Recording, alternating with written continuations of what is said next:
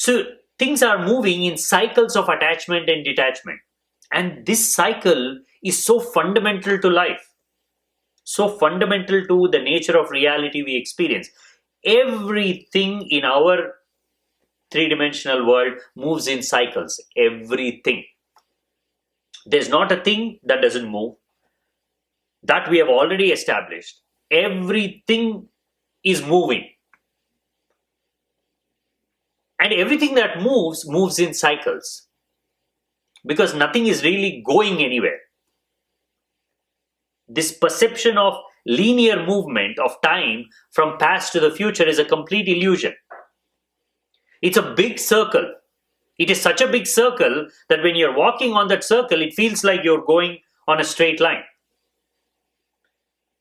Look at you, one whole day. One whole day is such a big circle that when you are going through the experience of the day, it feels like you're going straight somewhere from the past to the future, without even realizing that the path is looping back to the same place where you woke up from. Exactly that same X from where you come and go.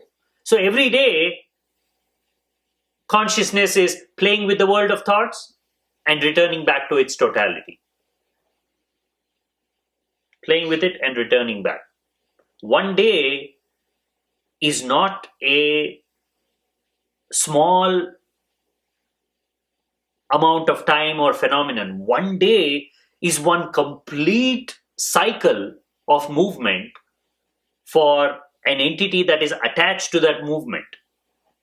It is because we have numbers, we can simply call a day 1, the next day 2, the next day 3. Oh, this is Monday, this is Tuesday, this is Wednesday.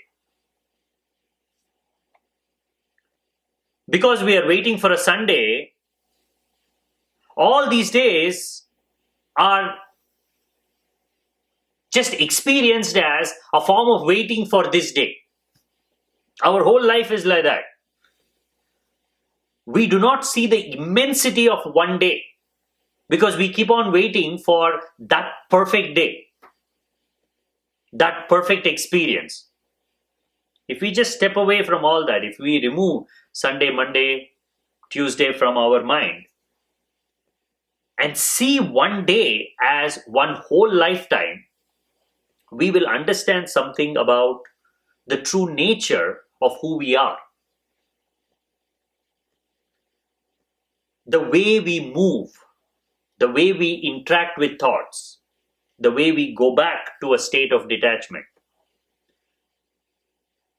We will see fourth dimension is the only thing that is. Consciousness is the only reality.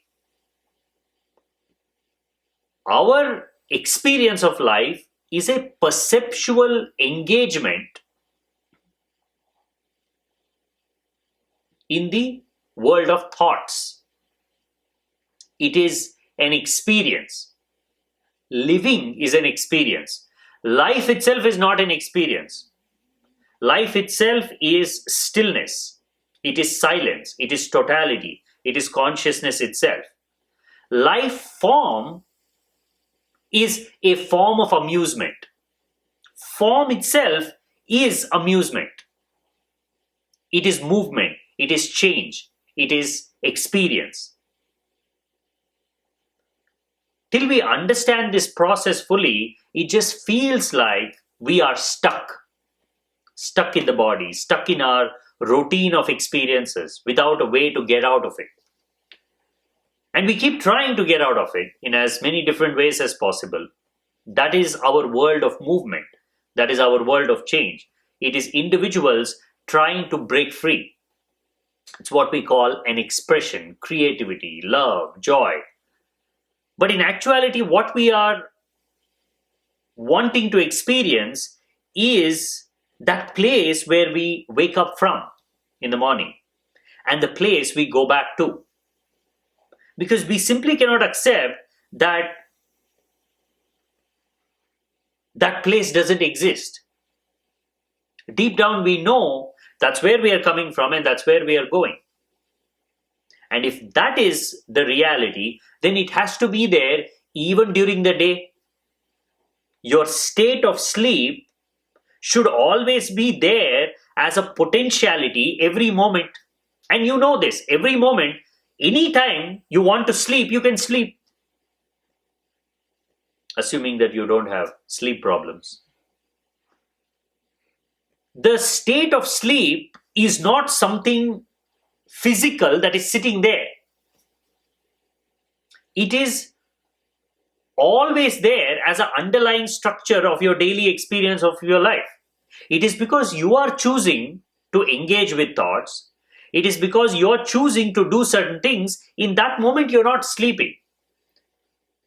But sleep as a possibility is always there. What does that mean? It means at any moment, you can experience yourself as a detached totality. You just haven't exercised the choice during the day. Subconsciously, unconsciously, it just happens as a process, waking up and going back to sleep. If you can turn this into a conscious process and say, I want to hold on to that peace, that bliss, that joy, that calm, that serenity of deep sleep, even during the day, that process is what we call mindfulness. When you try to be mindful of the now throughout the day, that is a practice. Now, when you do the same dedicatedly, sitting in one place, trying to connect with your inner sleep while you're awake, we call that meditation. Meditation and mindfulness are ways of connecting with the fourth dimension. You don't have to physically go somewhere. You are the fourth dimension, so you need a process that helps you to remember yourself as much as possible. Forgetfulness is your day. When you remember yourself, you are the fourth dimension. You are consciousness. So how do you experience the fourth dimension? You are experiencing the fourth dimension. You are the fourth dimension. But this experience is clouded by too much excitement, too much excitation in the world of thoughts. So you're unable to perceive your own totality. Certain practices can help you to get to a state of relaxation. In that sense, relaxation is not a temporal mental thing. It is an existential thing. To be engaged in the world of thoughts is to be lost in a state of excitation. And this excitation, again, is not a simple individual phenomenon that is happening in the brain. Oh, I'm just excited about something. To be excited about something is an existential process. That is how you engage with things. But the problem is, without knowing how not to get excited, how to detach yourself from excitement, you are stuck in these cycles of excitement, which can even lead to pain, which can even lead to suffering. Because everything is an excitation.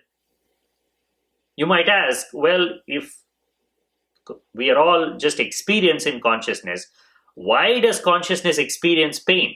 Why does it experience suffering? It doesn't experience pain. It doesn't experience suffering. It is an amusement for it. Even that, because it is so detached from it, it is just in the world of thoughts, pain and suffering gives a contrast to moments of happiness and joy. It is a way in which it entertains itself.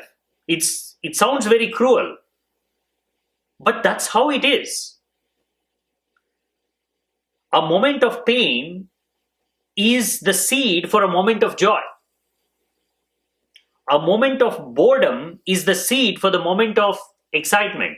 This is what we recognize as the duality of life.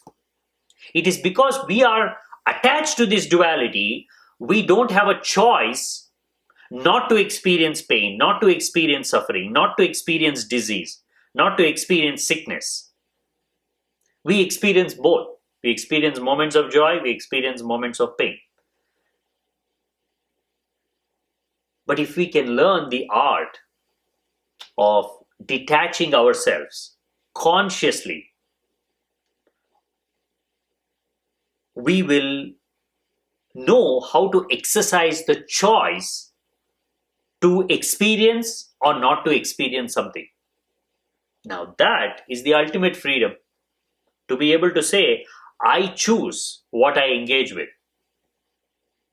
If things are too chaotic, I know my state of excitement is reaching a point where it's going to be painful now. Let me withdraw.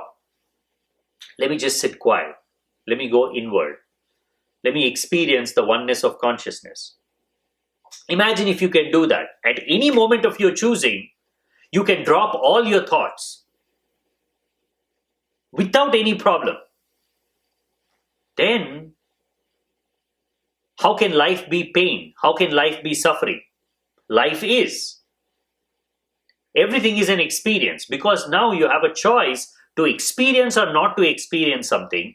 You have a choice to either be in the third dimension or the fourth dimension.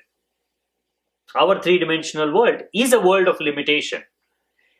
It's entertaining, it's amusing, it's exciting, but it's limiting. We can never find ourselves in our experiences because we are the entity that is experiencing. We are the fourth dimension. Now, if you are the fourth dimension, how will you get there? By knowing how you are getting out of it, by understanding how you are moving away from your experience of totality and getting attached yourself to the world of thoughts. Once you understand that process, you will know getting to the fourth dimension, getting to consciousness is just getting back home. Once you know the way, the pathways, you can walk them.